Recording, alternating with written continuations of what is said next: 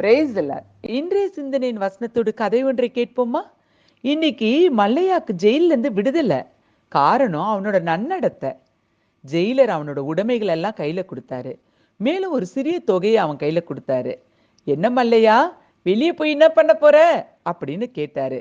மல்லையா தலையை சுரிஞ்சுக்கிட்டே, ஐயா, என்ன பண்றதுன்னு தான் தெரியல அப்படின்னு சொன்னான். உடனே ஜெயிலர், என்ன மல்லையா இப்படி சொல்ற? என்ன அருமையா அந்த தோட்டத்தை பராமரிக்கிற? நம்மளோட சிறைச்சாலைக்கு வேண்டிய எல்லா காய்கறியும் அங்கிருந்து தானே எடுத்துக்கிறாங்க. இதையே வெளியே போய் செஞ்சுடு அப்படின்னு சொன்னாரு. உடனே மல்லையா, ஐயா, எனக்கு ஏதையா நிலம்லாம் அப்படின்னு கவலையா சொன்னான். உடனே ஜெயிலர், நீ ஏன்பா அதை பத்தி கவலைப்படுற? நீ மட்டும் செய்யறேன்னு சொல்லு, நான் அதுக்கான வழியை பார்க்கறேன் அப்படின்னு. உடனே மல்லையாவுக்கு ஆச்சரியமாயிடுச்சு. கண்கள்ல கண்ணீர் வர ஆரம்பிச்சிருச்சு. ஜெயிலர் அவனை தட்டி கொடுத்து, எதை பத்தியும் கவலைப்படாத, நீ வெளியே போய் இதே தோட்டக்கலையை தொடர்ந்து செய், நல்லா வருவ மல்லையா அப்படின்னு தட்டி கொடுத்தாரு. மல்லையா உடைமைகளெல்லாம் எடுத்துட்டு வெளியே வந்தான். ஒரு முடிவோட, எப்படியாவது ஒரு சிறப்பான விவசாயியா நான் மாறணும் அப்படின்னு.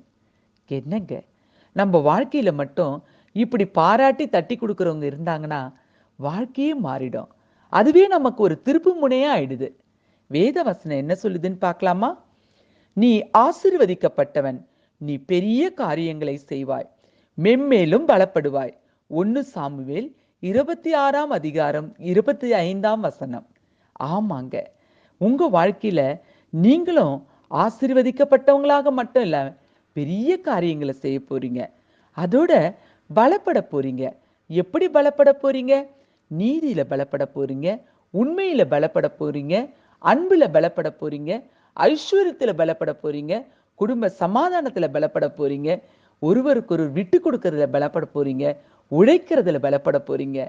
ஆக மொத்தத்துல உங்க வாழ்க்கையில எதெல்லாம் உங்க வாழ்க்கையில பலவீனமா வீக்கா இருந்துச்சோ அதையெல்லாம் மாற்றி அமைச்சு இந்த நாளில் பலவானா மாற போறீங்க.